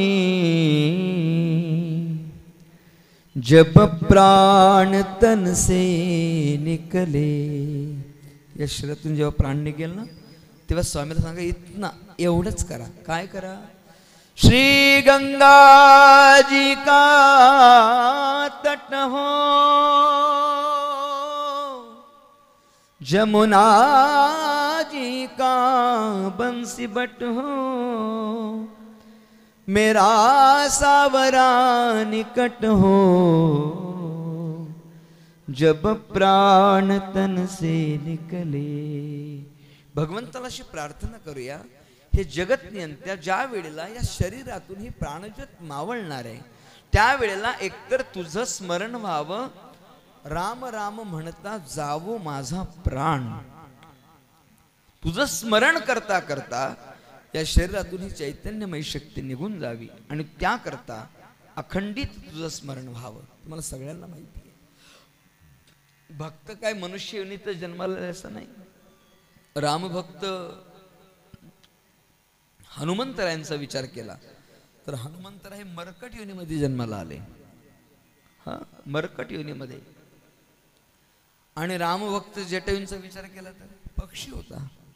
पण भक्ती किती अलौकिक आहे. सीतामाईला ज्या वेळेला रावण महाराज हे पळून नेत होते, मी रावण महाराज बोललो कदाचित तुम्ही त्याला रावणे म्हणू शकाल, कदाचित एखादा कीर्तनकार रावण्या काही पण म्हणेल, पण आपला अधिकार रावण म्हणण्याचा पण नाही, कारण ते काही सर्वसामान्य होते का महाराज. दशग्रंथी ब्राह्मण होता, ज्यांच्या मंत्रोच्चाराने अग्नी प्रज्वलित व्हायचा. आपल्याला माचीच्या काड्याने चूल पेटत नाही, आपण त्यांना रावण म्हणलं ठीक आहे, कर्म चुकीचं आहे नाही असं नाही, पण आपला तो अधिकार नाही म्हणून रावण महाराज म्हणालो. आणि मग ते युद्ध सुरू झालं दोघांचं शक्तिबळ सामर्थ्य सारखं होतं. आणि मग ते सामर्थ्य ठरत असताना ते लक्षात आलं आता हे बळ शक्तीचं युद्ध संपणार नाही, इथं युक्ती वापरली पाहिजे. आणि मग युक्ती वापरत असताना काय केलं पाहिजे, व ती युक्ती अशी होती की दोघांनी एकमेकांचं मरण सांगायचं. तुम्ही तुमचं मरण सांगा, मी माझं मरण सांगतो. रावणाला माहिती होतं की तसं सांगणार नाही, आपण पहिलं सांगू. व्यवहार आहे, काय फार वेगळं नाही. दुसऱ्याच्या मनातलं जाणायचं असेल तर तुमचं पहिलं एक वाक्य टाका, बाकी यादी येते आपोआप. तुम्ही फक्त तुमचं मांडा, बाकी सगळं येतं. फक्त दुसऱ्याच्या मनातलं जाणायचं असेल ना तर एक गोष्ट स्वतः सांगितली दुसरं येतं. रावण महाराज बोलले मी शपथ घेऊन सांगतो माझं मरण माझ्या पायाच्या अंगठ्यात आहे. रामभक्त जटायू सहज बोलले माझं मरण माझ्या पंखात आहे, पण सहज बोलले. साधू सहज बोलतात, काळ्या दगडावरची पांढरी रेघ. दृष्ट बुद्धीचा माणूस शपथ घेऊन बोलतो पण खोटच बोलतो. युद्ध पुन्हा सुरू झालं, संधी साधली आणि दोन्ही पायांच्या अंगठ्याचा छेद घेतला. एवढ्याच वेळा संधी साधून रावणाने दोन्ही पंख छाटले. रामभक्त जटायू रक्त बंबाळ झाले. रावण सीतामाईला घेऊन निघून गेले. श्रीराम जप करता करता प्रभू रामचंद्र त्या ठिकाणी आले. आणि आल्यानंतर प्रभू रामचंद्रांनी पाहिलं कोणीतरी आपलं जप करते. कोण असेल बरं इथे? जवळ गेले, पाहिलं तर पक्षी आहे. म्हणजे जटायू कोणी अवस्था केली, घडलेला सगळा इतिवृत्तांत सांगितला. आपल्या सीतेचे प्राण वाचवण्याकरता, आपल्या सीतेला वाचवण्याकरता हा आपला भक्त एवढा लढला असेल तर आपण याला जीवदान देऊया. प्रभू म्हणाले जगायचं का? ते म्हटले जगून करू काय, जगून करू काय. ज्याचं अखंड स्मरण करावं आणि ज्याचं स्मरण करून जो आपल्या दृष्टीसमोर यावा असं वाटत होतं, तो प्रत्यक्षात विश्वाचा मालक माझ्या समोर आहे आणि माझ्या प्राणाचा त्याग होत असेल तर प्रभू याच्यापेक्षा मला वेगळं मरण नकोय. फक्त एकच करा, तुमच्या मांडीवर डोकं ठेवू द्या आणि राम म्हणता म्हणता प्राण जाऊ द्या. याच्यापेक्षा वेगळं मरण कुठलं? ये प्रयाती समद्भावम याती नास्त्यत्र संशया. तो त्याच्या स्वरूपाला प्राप्त होतो यात संशय नाही. आणि म्हणून त्या स्वरूपाची प्राप्ती करून घेणं म्हणजे आपल्या जीवनाचं कर्तव्य आहे. आणि ते प्राप्त करून झाल्यानंतर मग शरीर हे साधन आहे, ते गेलं तरी चालेल. शेवटचा दृष्टांत सेवेला पूर्णविराम. शेवटचा दृष्टांत ऐकलाय तुम्ही, परत सांगतो, परत ऐका. माता भगिनी मंडळ, आता सध्या पाण्याची व्यवस्था घरात आली. आपल्या घरात पाणी आलंय, बेसिंग पर्यंत पाणी आलंय. पूर्वी असं नव्हतं, पूर्वी लांब जायला लागायचं, विहिरीवर, बोरिंगवर. आता पाणी घरात आलं, बटन दाबलं की पाणी येतं. अजून सुविधा वाढतील काळांत. आता बेसिंग पर्यंत आलं, बाथरूम पर्यंत आलं. आता सुविधा अशा वाटतील की प्रत्येकाने जेवणाची जागा सिलेक्ट करायची. मी इथे बसून जेवणार, तिथे एक नळ घेऊन ठेवायचा, तिथंच हात धुवायचे, तिथं ताट धुवायचं, आपला तर तिथं ठेवायचं. परत अजून वाढेल, काला येत असं महिना, मग काय वाढेल माहिती नाही, पण गंमत. आणि मग सकाळी 7 वाजता लाईट गेली, जाऊन येते गेली. 8 वाजले, 9 वाजले, 10 वाजले, लाईट काही येईना. सुनबाई म्हणाली, सासूबाई लाईट गेली, जरा विचारा तरी कधी येईल, पाणी भरायचं राहिलंय, बाकी कामं आवरायचे राहिलेत. माता भगिनीनं घरामध्ये 2 गोष्टी मुबलक लागतात. त्यातली पहिली गोष्ट पाणी आणि दुसरी गोष्ट सामान, किराणा भरपूर लागतो. पाणी जर नळावरचं असेल ना तर ग्लास पण भरून ठेवतील. हा, एवढं प्रेम पाण्यावर केलं पाहिजे, केलं पाहिजे. आणि मग सासूबाईने विचारलं, काय रे पिंट्या, लाईट गेले 3 तास झाले अजून आले नाही. त्यांनी तर, काकू काल पाऊस झाला ना, त्याच्यामध्ये झाडं पडलेत, लाईट संध्याकाळशिवाय येणार नाही. 7 वाजता लाईट येणार आहे, सकाळी गेली ती. काकू दिला निरोप सुनबाईला, सुनबाई पाणी जरा जपून वापर बरं का, लाईट गेले, आता संध्याकाळशिवाय येणार नाही. सुनबाई म्हटली, हरकत नाही, जपून वापरते. पाणी तसं जपूनच वापरलं पाहिजे, कायम जपून वापरलं पाहिजे.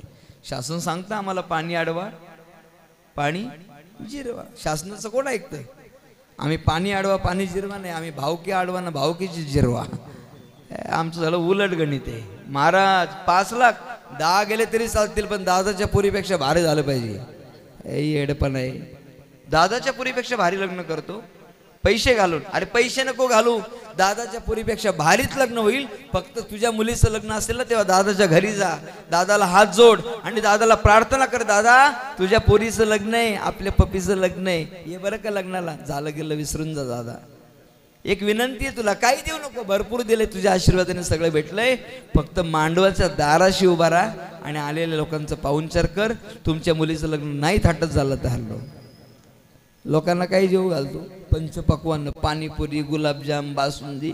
अरे एवढं खाल्लं, काही तर डबे पारसनलेले महाराज. तरी जातं जातं बोलले, जेवण केलं त्यांनी. अरे बापरे, काय जेवण झालं, पण लोणचं असताना. मग एवढे पंचपक्वान्न खाल्ले, लोणच्यावर नाव ठेवून गेले, तू त्यांच्यासाठी भारी करतोय. काय भारी करतोय, काय भारी करायचंय? कुटुंबाला धरून राहिलं पाहिजे. एक विषय, मोठ्या भावाचा आदर ठेवला पाहिजे, बारक्या भावाला समजून घेतलं पाहिजे, बहिणीचं प्रेम ठेवलं पाहिजे, ठेवलं पाहिजे. अजून काय वेगळं आहे? मेल्यावर स्वर्ग जातो. काय स्वर्ग जातो मेल्यावर? हे तर सगळा चिखल करून ठेवलं स्वर्ग, तिथं पण चिखल करशील. पाणी अडवलं पाहिजे. आणि मग संध्याकाळी 7 वाजता लाईट आली. सासूबाईने सांगितलं, पाणी भरून घे. संध्याकाळचंच पाणी भरलं, सकाळी परत नवीन पाणी. सासूबाईने झोपताना सांगितलं, पाणी सकाळी भरण्याकरता लवकर उठ. का? लाईट गेली मग काय करशील? सकाळी लवकर उठ, पाणी भरून घे. सुनबाई 6 वाजता उठली, सगळं पाणी भरलं. आणि 7 वाजता सासूबाई उठली. सुनबाई किती वाजता उठली? 6 वाजता. सासूबाई किती वाजता उठली? ऐकताय ना तुम्ही? सुनेने अगोदर उठलं पाहिजे, सासूने नंतर उठलं पाहिजे, हा व्यवहार आहे. आणि मग ती उठली 6 वाजता, तिने पाणी वगैरे भरून घेतलं. सिद्धांत आहे का? असू द्या, तिकडे लक्ष द्या, इकडं माझ्याकडे लक्ष द्या, माझी घाई आहे. सिद्धांत महत्वाचा आहे, तो झाला विसरून. मी काय सासू सुराच्या गप्पा सांगायला नाही एवढ्याला. महत्वाचा सिद्धांत आहे का? लक्ष इकडे द्या. आणि मग 6 वाजता पाणी भरून झालं. सासूबाई उठल्याबरोबर सुनबाई सांगितलं, आई तुम्ही सांगितल्याप्रमाणे 6 वाजता उठली, काय केलं सुटून? पहिलं पाणी भरलं. असं पाणी भरून झालं? सुनबाई म्हणे, हो पाणी भरून झालं. पाणी भरलं का? त्यांना म्हणा घालवा लाईट. काय सासूचा आवाज येवा. पाणी भरून झालं ना, घालवा लाईट. सासूच्या म्हणण्यानुसार पाणी भरून झालेलं असेल, लाईट गेली तरी बरोबर आहे ना? लाईट गेली तर चालेल, लाईट जाणार एक दिवस. ऐकताय तुम्ही? पण एक दिवस यातली लाईट जाणार आहे, पाणी भरून घ्या. एवढा सिद्धांत आहे का? लाईट म्हणजे चैतन्यमय शक्ती यातली निघून जाणार आहे. ती निघून जाण्या अगोदर परमात्म तत्व स्वरूप पाणी भरून घ्या. एकदा का ते भरलं, मग देह जावो अथवा राहो, ते विसत अभ्यासे निरंतर चित्ताशी परमपुरुषाची मोहर लावी, मग शरीर जावो अथवा राहो. हा सिद्धांत सांगणारी ओवी सेवेकरता घेतली. यथामती यथावकाश, बुद्धीला जसं जमलं तसं चिंतन करण्याचा प्रयत्न केला. आपल्या समस्त देवघरी परिवारातील कृपाछत्र, प्रेमाचं मायेचं असणारं छत्र, वैकुंठवासी हरिभक्तीपरायण शेवंतबाई मारुती देवघरे या माऊलीचं जाणं या परिवारातून झालं. समस्त देवघरे परिवार ही चारही भावंड बहिणी असतील, कुटुंबीय असतील, या माऊलीचे जाणं दुःखी आहे. आपण समस्त कडाव ग्रामस्थ आणि आपला हा समस्त संप्रदाय या माऊलीच्या जाण्यामुळे कष्टी आहे. भगवान परमात्म्याची चरणी अशी प्रार्थना करली, हे समस्त परिवाराला झालेले दुःख सहन करण्याची क्षमता परमात्म्याला द्यावी आणि ज्या माऊलीचं जाणं या परिवारातून झालं त्या माऊलीच्या आत्म्यास सद्गती प्राप्त व्हावी, त्यांचा आत्मा भगवत चरणी लीन व्हावा अशी अंतकरणपूर्वक भावपूर्ण त्यांना श्रद्धांजली समर्पण करतो. ज्यांच्या कृपाशीर्वादामुळं आपल्यासमोर या ठिकाणी बोलण्याचं धाडस करतोय श्री गुरुमौली महंत ब्रह्मलीन आनंददास महाराज खंडागळे, आणि माझ्या जीवनाचं संपूर्ण जीवन मी ज्यांच्या चरणी समर्पित केलं ते आपल्या सगळ्यांचं श्रद्धास्थान, आपल्या जीवनातील केंद्रबिंदू, राष्ट्रभूषण पुरस्कार सन्मानित सद्गुरू मौली दादा महाराज राणे या दोनही परंपरेच्या माध्यमातून त्यांना भावपूर्ण श्रद्धांजली समर्पित करतो आणि माझ्या वाणीला या ठिकाणी आजच्या पुरता पूर्ण विराम देतो. किंबहुना तुमचे केरे धर्म कीर्तन हे सिद्धी सनेरे, एत माझे जे उरले पायी कपण, सरो माझा काळ तुझिया चिंतने, काया वाचा मने सहित देवा, नको जाऊ देऊ भंगा, गात्रे माझी पांडुरंगा. आपण सगळ्यांनी माझ्यावर कृपेचा आशीर्वाद ठेवावा. तुमच्या सगळ्यांसमोर लहानाचा मोठा होत चाललेला हा प्रवीण पारमार्थिक क्षेत्रामध्ये अजून प्रवीण व्हावा एवढे आशीर्वाद द्यावेत. कुणीही दर्शन घेऊ नका, शाळेत जायला उशीर अधिकच झालेला आहे, तो अजून होईल. आणि माझं दर्शन घेण्यापेक्षा सतत प्रार्थना करत आलो, तुम्ही सगळ्यांनी मला फक्त आशीर्वाद द्या. ज्या आशीर्वादाच्या बळावर जी काही परमार्थिक सेवा घडते ती परमार्थिक सेवा अजून घडावी, त्याचा व्यापक भार व्हावा एवढीच प्रार्थना करतो. आणि झालेली सेवा देवतुलशी तुमाईबाप आपल्या सगळ्यांच्या चरणी विनम्र भावे प्रणिपात करून सेवेला पूर्णविराम. पुंडलिक वरद हरी विठ्ठल श्री ज्ञानदेव तुकाराम पंढरीनाथ भगवान की जय. माऊली ज्ञानेश्वर महाराज की जय. जगद्गुरु संत तुकाराम महाराज. विठ्ठल विठ्ठल विठ्ठल विठ्ठल विठ्ठल विठ्ठल. पुंडलिक वरदा हरी विठ्ठल श्री ज्ञानदेव तुकाराम पंढरीनाथ भगवान. माऊली ज्ञानेश्वर महाराज. जगद्गुरु संत तुकाराम महाराज. सद्गुरुनाथ महाराज की जय. मंगलमूर्ती आता विश्वात्मके देवे, येणे वाग्यज्ञे तोषावे, तोषोनी मजद्यावे पसाय दान हे. जे खळांची व्यंकटी सांडो, तया सत्कर्मर्ती वाढो, भूता परस्परे पडो, मैत्र जीवांचे दुरितांचे ती मिरजावो. विश्वस्वधर्म सूर्य पाहो, जो जे वांछिल तो तेला हो. प्राणिजात वर्षत सकळ मंगळी, ईश्वर निष्ठांची मांदियाळी, अनवर्त हो मंडळी, भेट तुया भूता. चला कल्पतरुंस्या चेतना चिंतामणी, बोलती जे अर्णव पियुषांचे, चंद्रमे जे लांछन, मार्तंड जेता पहिन, ते सर्वही सदा सज्जन सोयरी होत. किंबहुना सर्व सुखी पूर्ण हो नीतिनिलोकी, भजजो ज्यादी पुरखी अखंडित, आणि ग्रंथोपजीवी विशेष लोकीय दृष्टादृष्ट विजय होवा. एथ म्हणे से विश्वेश्वरावो, हा होईल दान पसावो. येणेवरे ज्ञान देवो, येणेवरे ज्ञान देवो, येणेवरे ज्ञान देवो. सुखिया झाला वासुदेव हरी, वासुदेव हरी, वासुदेव हरी. हरि ओम. शांति शांति शांति.